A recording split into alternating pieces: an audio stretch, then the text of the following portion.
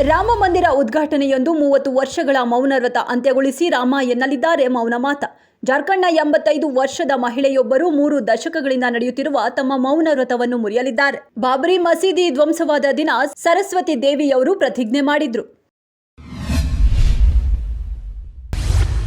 ಬಿಳಿ ಸ್ವಿಫ್ಟ್ ಕಾರಿನಲ್ಲಿ ಬಂದು ಸಂಮೋಹನಗೊಳಿಸಿ ಗೂಗಲ್ ಪೇ ಮೂಲಕ ಹಣ ದೋಚುತ್ತಿದ್ದಾರೆ ಸ್ವಾಮೀಜಿ ವೇಷಧಾರಿಗಳು.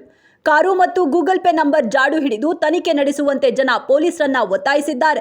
ಮಡಿಕೇರಿ ಕುಶಾಲನಗರ ತಾಲೂಕಿನ ವಾಲ್ನೂರು ಗ್ರಾಮದಲ್ಲಿ ಹಾಗೂ ಗುಹ್ಯ ಗ್ರಾಮದಲ್ಲಿ ಸಾವಿರಾರು ರು ವಂಚನೆ.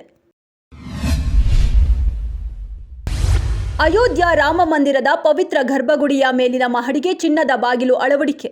ರಾಮ ಮಂದಿರಕ್ಕೆ 46 ಬಾಗಿಲುಗಳನ್ನು ಅಳವಡಿಸಲಾಗುತ್ತದೆ. ಇವುಗಳಲ್ಲಿ 42 ಬಾಗಿಲುಗಳು ಚಿನ್ನ ಲೇಪಿತ. ಜನವರಿ 22ರಂದು ರಾಜ್ಯಾದ್ಯಂತ ಎಲ್ಲ ಶಾಲೆ ಮತ್ತು ಕಾಲೇಜುಗಳಿಗೆ ರಜೆ ಘೋಷಿಸಿದ ಸಿಎಂ ಯೋಗಿ ಆದಿತ್ಯನಾಥ್. ಮೈತ್ರಿಯಲ್ಲಿ 28 ಕ್ಷೇತ್ರವನ್ನು ಗೆಲ್ಲಲು ಯಾರನ್ನ ಬೇಕಾದರೂ ಭೇಟಿಯಾಗಲು ಸಿದ್ಧ ಎಂದ ಎಚ್.ಡಿ. ಕುಮಾರಸ್ವಾಮಿ. ಕರಸೇವರ ಬಂಧನ ವಿಚಾರವಾಗಿ ಪ್ರತಿಭಟನೆ ನಡೆಸಿದ ಬಿಜೆಪಿಗರ ಮೇಲೆ ಕೇಸ್ ವಿಚಾರವಾಗಿ ಮಾಜಿ ಸಿಎಂ ತರಾಟೆ. ಸಂವಿಧಾನ ರಕ್ಷಕರು ಎಂದು ಹೇಳುವ ಕಾಂಗ್ರೆಸ್ಸಿಗರು ಕೇಸ್ ಹಾಕಿಸಿ ಯಾವ ರೀತಿ ಸಂವಿಧಾನ ರಕ್ಷಿಸುತ್ತಾರೆ ಎಂದು ತರಾಟೆ.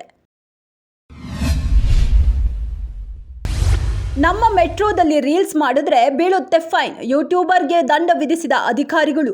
ನಮ್ಮ ಮೆಟ್ರೋದಲ್ಲಿ ನ್ಯೂಸೆನ್ಸ್ 59/1 ಉಂಟು ಮಾಡಿದ ಆರೋಪದಡಿ ಯೂಟ್ಯೂಬರ್ ಸಂತೋಷ್ ಕುಮಾರ್ ಎಂಬುವರ ವಿರುದ್ಧ ಪ್ರಕರಣ ದಾಖಲಿಸಿಕೊಂಡು 500 ರು ದಂಡ ವಿಧಿಸಿ ಎಚ್ಚರಿಕೆ. ರೀಲ್ಸ್ ಮಾಡಿ ಇನ್ಸ್ಟಾಗ್ರಾಂನಲ್ಲಿ ಯಶ್ ಗೌಡ ಎಂಬ ಅಕೌಂಟ್ ಮೂಲಕ ರೀಲ್ಸ್ ಅಪ್ಲೋಡ್ ಮಾಡಲಾಗಿತ್ತು.